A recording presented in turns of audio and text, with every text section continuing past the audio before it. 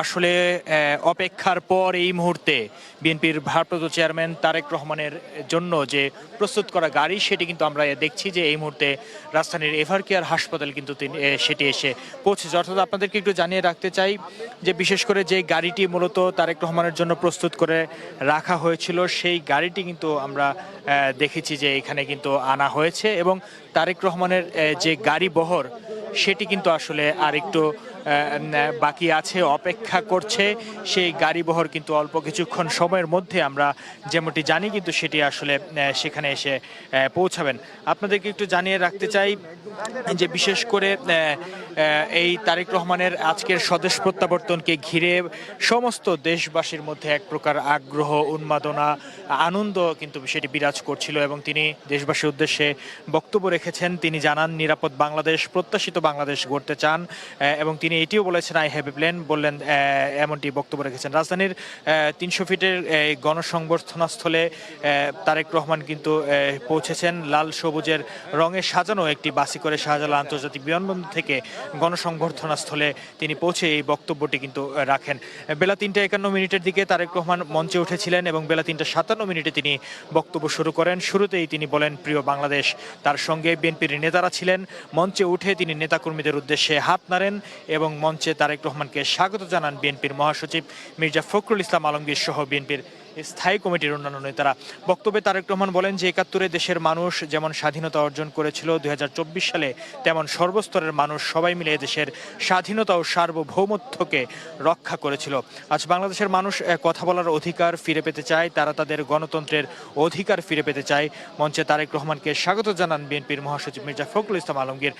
আমরা আপনাদেরকে একটু জানাতে চাই যে তিনি সেখানে শহীদ ওসমান হাদিকেও স্মরণ করেছেন। শহীদ ওসমান হাদিকেও তিনি স্মরণ করে আসলে বলেছেন যে ওসমান হাদি চেয়েছিলেন এদেশের মানুষ অর্থনৈতিক অধিকার ফিরে পাক। ৭১-এ যারা শহীদ হয়েছে, ২৪-এ যারা শহীদ হয়েছে, তাদের রক্তের ঋণ শোধ করতে হলে প্রত্যাশিত বাংলাদেশ গড়ে তুলতে হবে এবং তিনি তাও বলেন তরুণ প্রজন্মই আগামী দেশ গড়ে তুলতে পারবেন। গণতান্ত্রিক শক্তিশালী অর্থনৈতিক ভিত্তির উপর দেশকে গড়ে তোলার উপর জোর দেন তিনি পরপর ৩ বার বলেন আমরা দেশের শান্তি চাই, আমরা দেশের শান্তি চাই, আমরা দেশের শান্তি চাই। তিনি বলেন যে মার্টিন লুথার কিং এর আই হ্যাভ এ ড্রিম উক্তির উল্লেখ করে তারেক রহমান বলেন যে আই হ্যাভ এ প্ল্যান। দেশকে গড়ে তুলতে পরিকল্পনা রয়েছে জানিয়ে তারেক রহমান জানান প্রত্যেক মানুষের সহযোগিতা তার প্রয়োজন, তাহলে পরিকল্পনা বাস্তবায়ন সম্ভব হবে বলেন মনে করেন তিনি।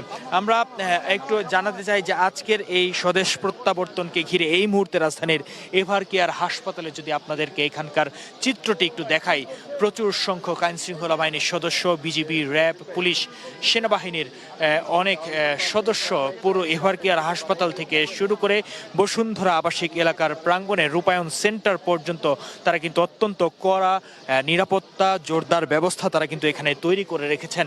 একটি পাশ অর্থাৎ যে পাশের রাস্তাটি দিয়ে এভারকেয়ারের মূল ফটকে প্রবেশ করে সেই রাস্তাটির একটি পাশ তারেক রহমান সহ তার যে গাড়িবহর যেটি আসলে বসুন্ধরা আবাসিক এলাকার মধ্যে রাজধানী এভারকেয়ার হাসপাতালে এসে পৌঁছাবে, সেই জায়গাটিতে একটি পাশ রাস্তা আইন শৃঙ্খলা বাহিনীর সদস্য দ্বারা সেটি কিন্তু আসলে গঠিত করে রাখা হয়েছে এবং আরেকটি পাশে বিএনপি সহ দেশের অন্যান্য মানুষ, রাজনৈতিক, সামাজিক, সাংস্কৃতিক সহ বিশেষ করে বিএনপির অন্যান্য নেতাকর্মীরা কিন্তু আসলে তারা বিভিন্ন ব্যানার, প্লেকার্ড, পেস্টুন হাতি নিয়ে তারা অপর পাশের রাস্তাটিতে অবস্থান করেছেন এবং তারা বারবার আসলে স্লোগানে পুরো এভারকেয়ার হাসপাতালের সামনে বসুন্ধরা আবাসিক এলাকা প্রকম্পিত করে তুলছেন এবং তারা বলছেন যে আসলে একটি বারের জন্য হলেও তারা তাদের যে নেতা জনাব তারেক রহমান, বিএনপির ভারপ্রাপ্ত চেয়ারম্যান তারেক রহমান, যিনি আসলে দীর্ঘ ১৭ বছরের কিছুটা সময় বেশি ধরে নানা চড়াই উতরাই পার করে আসলে নিজ দেশের মাটিতে উপস্থিত হতে না পেরে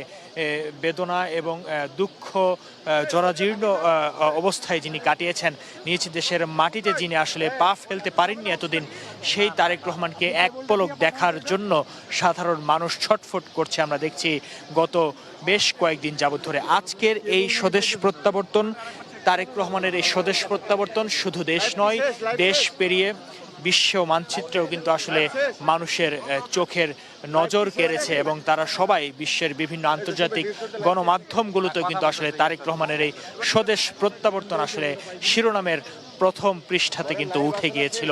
এবং আমরা দেখেছি, আপনাদেরকে একটু জানিয়ে রাখতে চাই যে তারেক রহমানের নিরাপত্তার জন্য আমরা কিছুক্ষণ আগে যে গাড়ি বহরটি দেখেছি, বিশেষ করে 8 থেকে 10টি গাড়ি, এবং এর মধ্যে একটি গাড়ি তারেক রহমানের জন্য বিশেষভাবে প্রস্তুত করা হয়েছে, যেটি মূলত আসলে বুলেট প্রুফ কার।